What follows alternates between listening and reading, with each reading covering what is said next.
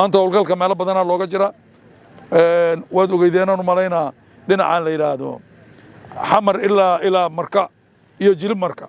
ilaa laamigi number 50 iyo mataqaanaa ishaga number 60 dhulkaas oo dhan waa laga saaray shabaabka haddana saaka waxay ka bilaabatay afgooye iyo balcad jawhar oo ay kasoo dhaqaaqayeen ilaa mataqaanaa wanlaweyn iyo saas loo galana waa dagaalkaas waa socona marka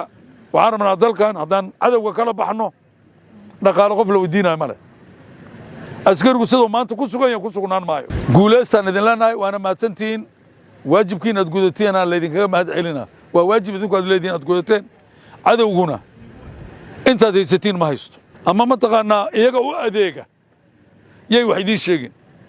yay idin cabsi gelinin wax cabsiya yay idin gelin oo ku saabsan in shabaab dalkan oo u harayo uma harayo dalkan shabaab waddankan waa ka dhammaanaa weliba waqti aan dheerayn ayuu ka dhammaanaa marka dadka waxa akhrinaya oo faafinaya fikirka shabaab yaa iska dhah warkoodana ha dhegaysanina hadduu yimaado maanta war shabaab waa ogtihiin 100 isla socoto meel tagta miyaad weli aragteen laakiin lagama yaabo intiinaanoo indhiinu shanta yihiin hadday yihiin 200 in idin soo weeraraan ma idin soo weerar karaan marka waa gaadmo yaan la idin gaadin waana mahadsantihiin waxaan idin leeyahay guuleysta guul